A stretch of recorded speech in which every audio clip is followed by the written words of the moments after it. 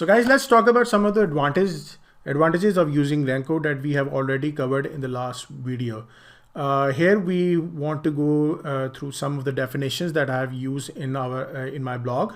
So what advantages will I get using Renko? The major advantage of using Renko is to limit the market noise, which we have already talked about, or rather you can say eradicate noise. So what is noise? Basically, noise is something where a range area doesn't represent any major thing. It seems that the price is moving up and down in a fixed area, a fixed portion of the candles. And the Renko eliminates small price movements and frequent corrections and resistance using candles. We have already seen this in the last video where we talked about two different scenarios. One in which there was a big candle movement within 1 hour, and we have seen that it covered almost 20 bricks within one candle. And in another scenario, we talked about 10 different candles, 10 candles, which means 10 hours. And we saw that it only covered 5 to 6 bricks only. So this is how Renko eradicate noise. It eradicates the range areas and focuses on the trend analysis, where the trend is the major area where most of the money is made, right? So Renko eradicates those range areas and makes you see the trend analysis or the trend side of the candles. So another major benefit is an investor can get rid of range bounded movements. We have talked about this. The range bounded trading is seen as a major hurdle for a day trader. Yes, it is. We know that. Renko helps a trader getting rid of these areas by covering small price movements, right? So how is Renko formed? We have already talked about that in the last video as well. So this is a rough idea of comparison of two different candles. These are the regular candles, and this is H4 time frame.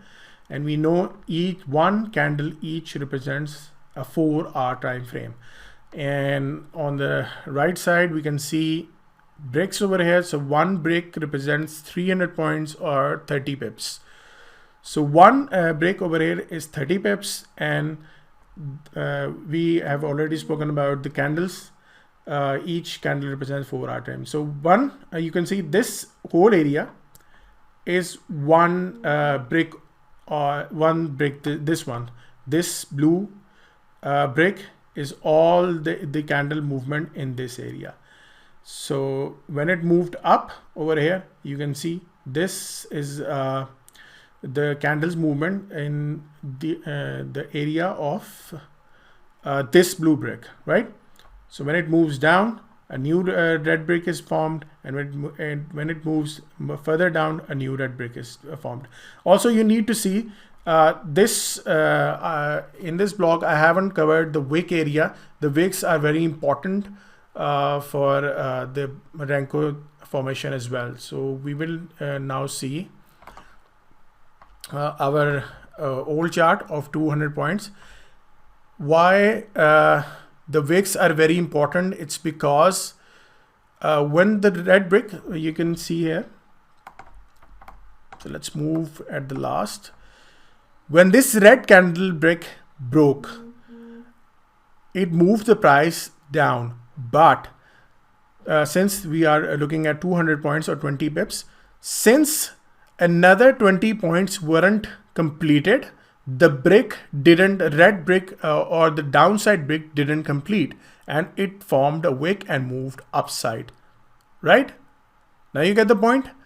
Why the wicks are very important? Since, as we can see from here as well, after this red brick was completed, it moved down, it formed a new brick, but it didn't complete. So it moved down approximately roughly almost 190 points. So right, only 10. If it had been 10 more points, this brick would have been completed. Now this brick didn't complete and moved up 200 points. So we can see a huge wick over here. Another example. Okay, let's look at this one. Red candle. Red brick, it moved down, but it didn't complete the 200 points down. Let's see how much it covered. it almost covered 135 points, right? 135 points, and then it moved up again. So the break wasn't complete, but the wick, the break didn't complete, but the wick shows that the price moved down and up. And since it moved up 200 points, a new break was formed, and we can see here at this point, this candle, it moved up again as well. So it moved a little bit more, around 90 points, and since it didn't move 200 points up, a new green brick or the new upside brick didn't form, and it went down from here. So this is how we know the price movements within this within these bricks, right? It is similar fashion over here as well, and since the I haven't shown wicks over here, and I have explained there as well. So this is how the price move within the bricks. Now in the next video, we will be talking about how do we use Renko in our analysis, how do we use different indicators, and where the magic really begins. I really insist you to look at the second video. It would be very interesting.